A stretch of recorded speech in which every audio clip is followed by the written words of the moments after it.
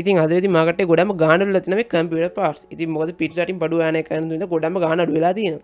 ඉතින් මේ ගාණ අඩු විල්ලත් එක්ක ඔයාලට බජට් PC එකක් හදනවා නම් මොනවද කරන්න ඕනි? කොහොමද ඔයගොල්ලන්ගේ කම්පනස් තෝරගන්නේ? ඔයාලගේ අතේ තියෙන බජට් එකට හොඳ මැෂින් එකක් හදා ගන්න නම් කොහොමද පාර්ට්ස් පික් කරගන්නේ කියලා පොඩි අයිඩියා එකක් දෙන්න තමයි අද වීඩියෝ කතා කරන්නේ.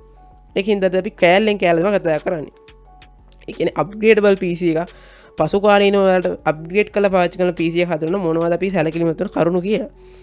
අපි කතා කරමු කම්පොනන්ට්ස් එක. පළවෙනි තමයි මදර් බෝඩ් එක.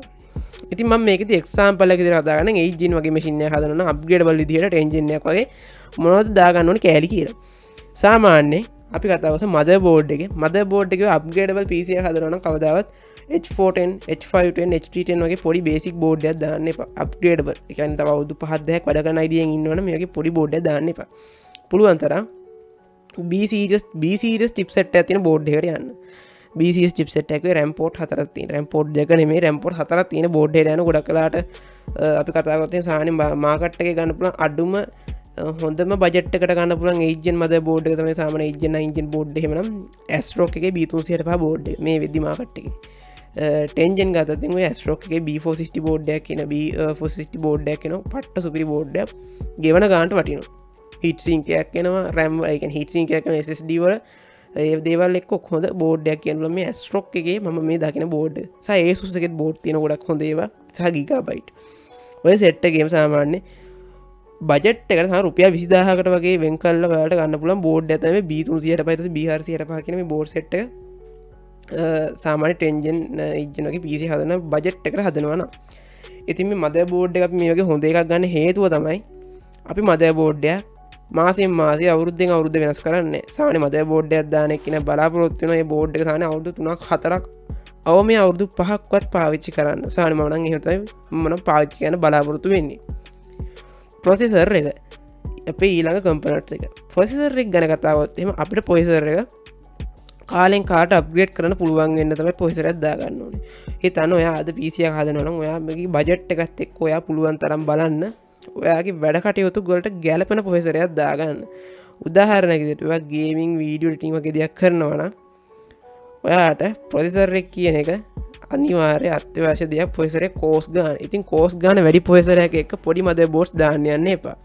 මොකද කෝස් ගන්න කොච්චර වැඩි වෙන කියන්නේ ප්‍රොසෙසර් එකේ පවර්ෆුල් එක වැඩි වෙනවා. ඉතින් මේ ලොකු පවර්ෆුල් එකක් එක්ක මේ වගේ ප්‍රොසෙසර් එක ගොඩක් රත් වෙනවා. හොඳ වෝල්ටේජ් එකක් ලැබෙන්න ඕනේ. ඉතින් මේ වගේ දේවල් ලැබෙන්නේ නැති වුනහම සමහරක් වෙලාවට ඔයා දාන පුංචි පොඩි මදර් බෝඩ් එකේ මේ වගේ දේවල් හරියට ලැබුණ නැතොත් එහෙම ගොඩක් වෙලාවට ඔයා බලාපොරොත්තු වෙන performance එකට ගන්න බැරි වෙනවා. ඒක නිසා තමයි මම ඔයාලට මුලින්ම කිව්වා ටිකක් හොඳ බෝඩ් එකක් ගන්න ඕනේ කියලා. ඉතින් මෙතෙන්දී හොඳ බෝඩ් එකක් අරන් ඔයාට පොඩි CPU එකක් දාලා පාවිච්චි කරලා ප්‍රශ්නයක් නැහැ. ඔයාගේ අතේ සල්ලි තියෙන දවසක ඔයාලට ආයි අප්ඩේට් එකක් විදිහට ඒ ප්‍රොසෙසර් එක දීලා තව ප්‍රොසෙසර් එකක් අප්ඩේට් කරන්න පුළුවන්. එතකොට ඔයාට ප්‍රොසෙසර් එකක් ගත්තොත් ප්‍රොසෙසර් කීපයක් අප්ඩේට් කරන්න පුළුවන් ජෙනරේෂන් 2-3ක වුණා. ඒක නිසා පුළුවන් තරම් ඔයාගේ බජට් එකට ගෙන සූටබල් ප්‍රොසෙසර් එකක් තෝරගන්න. ඔන් බෝඩ් ග්‍රැෆික් තියෙන එකක් නම් තියෙන එකක් නැති එකක් නැති එකක්. මම එක්සැම්පල් එකක් කියනවා ඔයාලට සාමාන්‍ය අප්ඩේටබල් PC එකක් හදන්න හොඳම ඔප්ෂන් එක තමයි i3 8 gen වගේ ප්‍රොසෙසර් එකක් දාන එක. තව කාලයක් අප්ඩේට් එකකට වගේ යන්න අයිඩියා ඉන්නවනේ. RAM capacity එක. RAM එක ගැන කතා කරද්දී ඔයාලට අපිට වෙළඳ පොලේ මේ වෙද්දි RAM ගන්න පුළුවන් එක එක જાති RAM. RGB RAM තියෙනවා, හොඳ heat sink තියෙන RAM තියෙනවා. ඉතින් ඒ වගේ RAM එකකට යනවා නම් මම ඔයාලට ගොඩක් රෙකමන්ඩ් කරන්නේ සාමාන්‍ය Corsair Vengeance වගේ RAM එකක් අපි කිව්වොත් Hypex වගේ RAM එකකට යන්න අමාරු කට්ටිය. සාමාන්‍ය වගේ RAM එකක් අපිට හොයාගන්න පුළුවන් 16GB වගේ RAM යුගලයක් ගොඩක් අඩුවට. පුළුවන් නම් තනි ස්ටික් එකක් ගන්න සාමාන්‍ය branded සාමාන්‍ය හිටසිං නැති RAM එකක් තනි 8GB RAM එක. මොකද පස්සේ කාලේ වාට මදර් බෝඩ් එක ගොඩක් ඉඩ තියෙනවා RAM ports එකක ගැහුවොත් තව RAM port වලට තුනක්ම තියෙනවා අප්ඩේට් කරන්න. ඒක නිසා පුළුවන් තරම් තනි 8GB RAM එකක් දැනට මේ වෙලාවේ හැටියට ඔයාලට අරන් තියාගන්න වටිනවා නම් ඉතින් අරන් තියාගන්න. සාමාන්‍ය තනි 8GB RAM එකක් වගේ පසු කාලේන අප්ඩේට් වලට යන්නේ බලාපොරොත්තු වෙ ඉන්නේ කියලා. ගොඩක් කාලේ හොඳ RAM එකකට බැරි නම් සාමාන්‍ය RAM එකක් වුණත් අකුලන්නේ නැහැ. අන්බ්‍රෑන්ඩඩ් චයිනිස් එකේ තියෙන අර බොක්ස් පිටින් එන RAM එකට වැඩිය සාමාන්‍ය යූස් කරපු හොඳ Samsung, Transat, Kingston වගේ බ්‍රෑන්ඩ් වලින් හොඳ RAM එකක් ගන්න. ඒකත් සාමාන්‍ය heat sink එකක් නොතිබ්බ කියලා ප්‍රශ්නයක් නැහැ. ටිකක් හොඳ වැඩ කරන්න පුළුවන් මට්ටමක RAM තියෙන සාමාන්‍ය රුපියල් 6000ට 6500 නම් ඔයාලට ගන්න පුළුවන් යූස් එකකින්. ඊළඟ දේ තමයි අපි RAM එක ගැන කතා කරා, මදර් බෝඩ් එක, ප්‍රොසෙසර් එක ගැන කතා කරා. අපේ ඊළඟ වැදගත්ම කම්පොනන්ට්ස් එක ඒ තමයි අපේ කූලර් එක. ඉතින් ඔයාලට පුළුවන් සාමාන්‍ය i2 වගේ ප්‍රොසෙසර් එකක් ගත්තොත් ඔයාලට මේකත් එක්ක ස්ටොක් කූලර් එකක් පාවිච්චි කරන්න සාමාන්‍ය 1500 වගේ. ඒක ලොකු මුදලක් වෙන්නේත් නැහැ. i5 Gen වගේ ප්‍රොසෙසර් එකක් ගත්තත් ඒකත් පාවිච්චි කරන්න ප්‍රසාන ස්ටොක් කූලර් එකත් එක්ක ප්‍රශ්නයක් නැතුව කාලයක්. ඉතින් එතනින් එහාට ගිහිල්ලා ලොකු ප්‍රොසෙසර් වලට යනකොට සාමාන්‍යව කතා කරොත් එහෙම i5 i10 Gen එකක් i7 8 Gen වගේ ප්‍රොසෙසර් එකකට යනකොට අපිට අනිවාර්යයෙන් හොඳ කූලර් එකකට යන්න මේ ප්‍රොසෙසරේ රත් වෙන හින්දා. ඉතින් ඔයාලට කූලර් එකක අවශ්‍යතාවය මුලින්ම ලැබෙන්නේ නැහැ. ඒක හින්දා කූලර් එක අවශ්‍ය වෙන්නේ සාමාන්‍ය කාලයක් පාවිච්චි කරලා ඔයාලට හීට් එක වැඩි අඩු කියලා තේරෙනවා නම් විතරක් ඔයාලට පසු කාලීනව කූලර් එක මාරු කරගන්න පුළුවන්. අපේ ඊළඟ කම්පොනන්ට්ස් එක ඒ තමයි පවර් සප්ලයි එක. ඉතින් පවර් සප්ලයි ගැන කතා කරොත් ඔයාලට පවර් සප්ලයි එක බ්‍රෑන්ඩ් නියුම ගන්න කියලා කිසිම තැනක අත්‍යවශ්‍ය වෙන්නේ නැහැ. ඒක අනිවාර්යයෙන්ම නැහැ බ්‍රෑන්ඩ් නියුම ගන්න කියලා. පුළුවන් තරම් රීකන්ඩිෂන් බ්‍රෑන්ඩ් එකක් වුණත් බ්‍රෑන්ඩඩ් එකක් ගන්න. 80+ ගෝල්ඩ් ප්ලැටිනම් සිල්වර් කියන ඒවා දැන් ගොඩක් වෙලාට මාකට් එකේ තියෙනවා. ගොඩක් හොඳ සෙමි මොඩියුලර් ෆුල් මොඩියුලර් සහ සාමාන්‍ය පවර් සප්ලයි විදිහට අපිට හොඳ පවර් සප්ලයි එකක් ගන්න පුළුවන්. රුපියල් 5000 වගේ මුදලකට වොට් 750 වොට් 650 වගේ හොඳ කෝස් එක අපි ගොත් ඊට පස්සේ අනිත් ගේයින් ඊට පස්සේ එක ජාති බ්‍රෑන්ඩ්ස් වල හොඳ පවර් සප්ලයි තියෙනවා. අපි ගොත් එහෙම පවර් එක්ස් ඉතින් ওই ජාති ගොඩක් හොඳ 80+ පවර් සප්ලයි එකක් ඔයාලට පුළුවන් පාවිච්චි කරනවා PC එකත් එක්ක.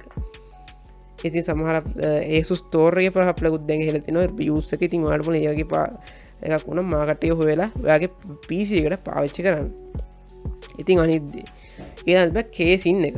ඉතින් ගොඩක් අය බලාපොරොත්තු වෙන දේ තමයි කේසින් එක. සාමාන්‍ය ගොඩක් කට්ටිය කේසින් වලට අනවශ්‍ය විදිහට වියදම් කරන මම දැකලා තියෙන දේවල්. ඉතින් කේසින් එකේ RGBs වලට ගොඩක් වියදම් කරන. ඉතින් ඔයාලට පුළුවන් RGB කියන අත්‍යවශ්‍ය දෙයක් නොවන හින්දා ඔයාලට පුළුවන් සාමාන්‍ය RGB ෆෑන් නැතුව ගොඩක් ඉඩකඩ තියෙන හොඳ කේසින් එකක් ගන්න. අපි මම ඔයාලට එක්සැම්පල් එකක් ගත්තොත් එහෙම ගෝල්ඩන් ෆීල්ඩ් එකේ FS2 කාර්ක ලොකු කේසින් එකක් තියෙන සාමාන්‍ය RTS 4080ක් වුණා මවුන්ට් කරන්න පුළුවන් ඒ කේසින් එකත් එක්ක. ඒ කේසින් එක දැන් ඇහිලා අවුරුදු 5ක් විතර වෙනවා. තාමත් මාකට් එකේ තියෙන රුපියල් 10000ක් වගේ මාකට් ප්‍රයිස් එකකට ගන්න පුළුවන් ලොකු කේසින් එකක්.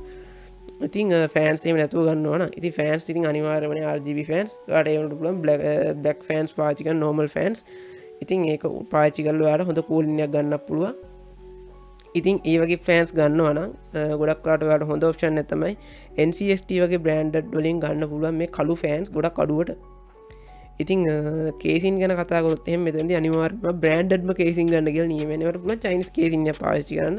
මොකද චයිනීස් කේසින් එක ගත්තා බ්‍රෑන්ඩඩ් කේසින් එක ගත්තා කරන්නේ එකම රාජකාරී. ඒ තමයි PC එකේ කම්පනස් රඳා තබා ගන්න එක. ඉතින් අලුතෙන් එන ග්‍රැෆික් කාඩ් වගේ ගොඩක් වෙලාට අපි vertical mount කරන එකකින් තවට බලලා vertical mechanism එකට ගැලපෙන විදිහට ඔයාගේ front panel එක එහෙම set කරලා තියෙන කේසින් එකක් ගන්න. ගොඩක් අඩුවට තියෙනවා Ruix වගේ බෑන්ඩ් කරොත් එහෙම ගොඩක් ගාන අඩුයි. ගෙවන ගානට වදිනවා හින්දා ඔයාලට පුළුවන් කෙලින්ම ඒ වගේ බ්‍රෑන්ඩ් එකකට ගිහිල්ලා ඔයයි ගැලපෙන විදිහේ කේසින් එකක් තෝරගන්න. අපේ අන්තිමදී ඒ තමයි ග්‍රැෆික් කාඩ් එක. ඉතින් මේ වගේ දෙයක් ගන්නකොට නම් ඔයා පොඩ්ඩක් හිතලා බලලා අද කාලේට ගැලපෙන එකක් ගන්න. ශ්‍රී ලංකාවේ රටක ජීවත් වෙනවා කියන්නේ සාමාන්‍ය power efficiency කියන එක අනිවාර්ය දෙයක්. ඉතින් ඔයාගේ ඔයාට ගැලපෙන කාඩ් එකක් කියන සාමාන්‍ය ඔයාට නඩත්තු කරන්න පුළුවන් කාඩ් එක. උදාහරණයක් විදිහට සමහර කාඩ්ස් තියෙන GT 970 වගේ කාඩ් එකකින් සාමාන්‍ය පැයක් වගේ පාවිච්චි කරත් ගොඩක් වෙලාට වොට් කිලෝවොට් එකක් යනවා. සාමාන්‍ය ගේම් ගහුවොත් එහෙම කිලෝවොට් එකක් එකමාරක් වගේ යනවා. සාමාන්‍ය 970 වගේ පාවිච්චි කරනවා. 1070ත් එහෙම. හැබැයි සාමාන්‍ය අපි ආතත්තිම RTS 3050ක් ඊට පස්සේ RTS 2060 වගේ ගත්තොත් සාමාන්‍ය ටිකක් කරන්ට් එකත් අඩුයි.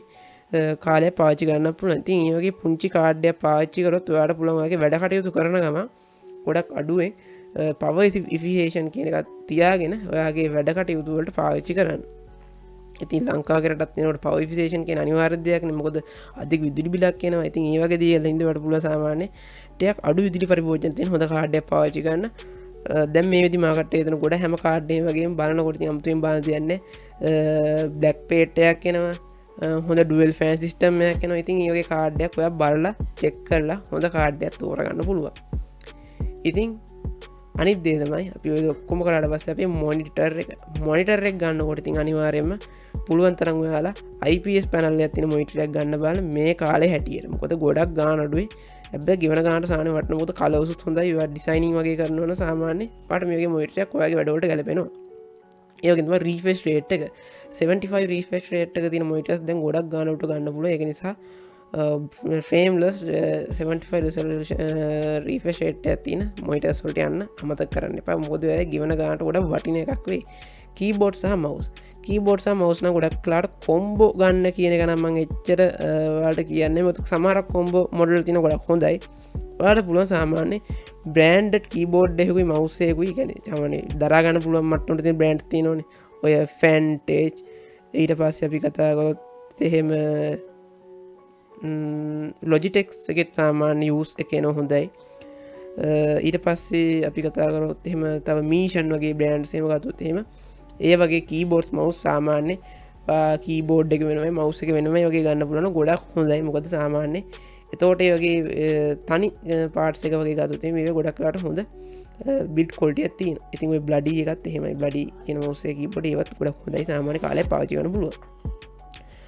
ඔඩකට මම පාචි කන ඔලට ෆැන්ටච්ගේ කීබෝඩ් මවසේ සාමාන්‍ය ෆැන්ට එක්සිස්ටීන් තෝර් මවස එකයි කේල් ෆයිට කීබෝඩ් ඉතින් ගොඩක් කල් යන පාචිකන්න ප්‍රශ්නයනතු තාමත් වැඩගන්න. ඉතින් ඔතම තාන බජට්කට පිසිය හදනෙක් දෙන්න ඇඩවයිස තාමන ගොඩකට හල බින්දම විඩිකර ඉතින් මේඩි හොඳ තත්වට බශයකන ට ඩීටම පිච සබස්ක්‍රප් කල ගුණ අමතක්කන ඇති හමතුත් අලුත් වීඩියෝගින් තවලට සුවසුබ දවසක්.